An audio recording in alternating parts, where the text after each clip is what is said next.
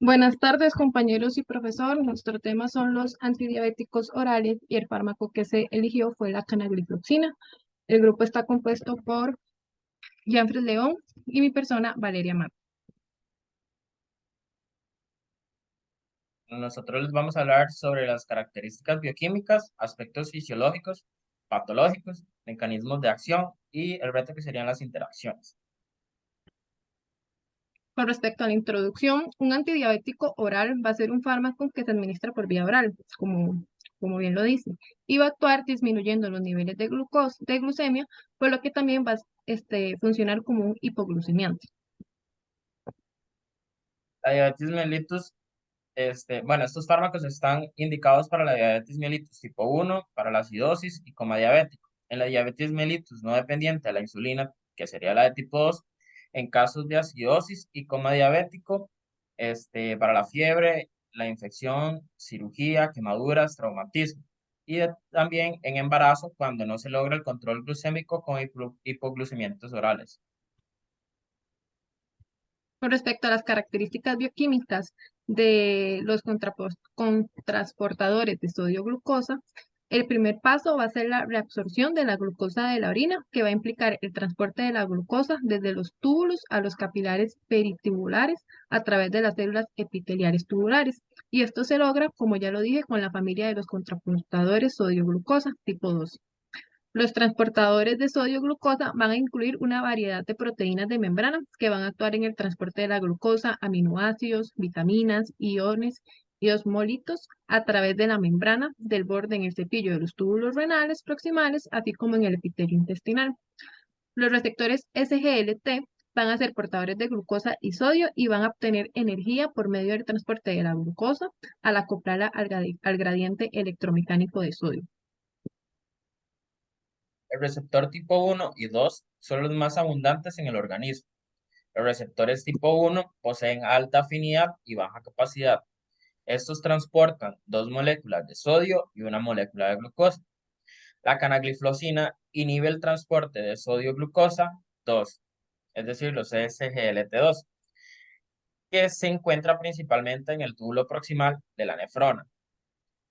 El SGLT2 facilita el 90% de la reabsorción de glucosa en los riñones, por lo que su inhibición permite que la glucosa sea excretada en la orina.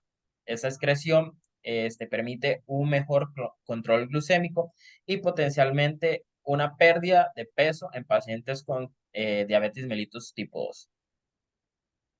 De acuerdo a los aspectos fisiológicos, la canaglifloxina va a inhibir el transportador de sodio glucoso tipo 2, que se va a encontrar principalmente en el túbulo proximal de la nefrona.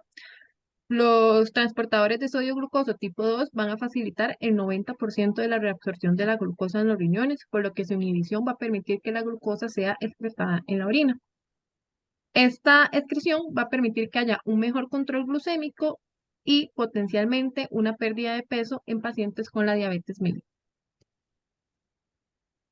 La canagliflozina oral alcanza una concentración máxima dentro de la hora de la administración cuando los pacientes han estado en ayunas.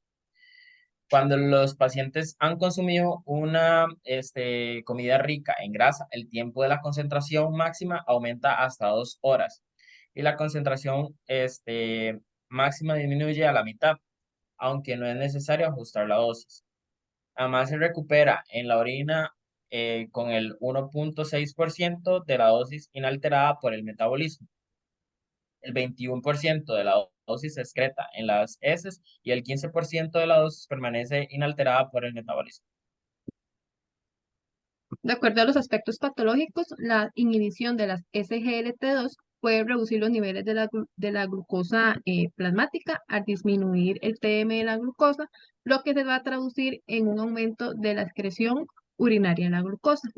En esencia, la inhibición de la SGLT2, por así decirlo, va a resetear la mala adaptación del riñón diabético al disminuir la afinidad del transportador y al aumentar la glucosuria, lo que va a hacer que se disminuya la glucemia y por lo tanto la glucotoxicidad. Los inhibidores de SGLT2 son un grupo novedoso de fármacos que parecen aportar varias ventajas en el tratamiento de la diabetes mellitus tipo 2, como por ejemplo el peso. Ya antes se había mencionado que los inhibidores de SGLT2 promueven la pérdida de peso al incrementar la glucosuria. Un gramo de glucosa equivale a 4 kilogramos calorías, lo que disminuye los niveles plasmáticos de glucosa y estimula la lipólisis. Corrige un mecanismo alterado en la diabetes mellitus tipo 2. En los pacientes diabéticos se ha mostrado que existe un aumento en la reabsorción tubular de la glucosa y además para el tratamiento de la hiperglucemia. El mecanismo único de los inhibidores de SGLT2 hace que probablemente sean un complemento de otras terapias hipoglucemiantes. El mecanismo de acción de la canaglifloxina sería inhibir el contrasportador de sodio-glucosa tipo 2 que va a estar en el túbulo contorneado proximal de la neurona. Y este contrasportador va a permitir un 90% de la reabsorción de la glucosa en los riñones. Entonces, su inhibición va a permitir que la glucosa se va a excretar por la orina y esta excreción va a dar un mejor control glicémico y un potencial de la pérdida de peso en pacientes con diabetes mellitus tipo 2. La canaglifosina se metaboliza principalmente vía glucoronidación, mediada por la UDP, glucoronosil, transferasa 1A9 y 2B4. La canaglifosina es transportada por la glucoproteína P y la proteína de resistencia al cáncer de mama. Cualquier fármaco que se metabolice o transporte por estas proteínas puede interferir con la canagliflozina, como por ejemplo la rifampicina, la digoxina y el dabigatran. Estas serían nuestras referencias. Muchas gracias.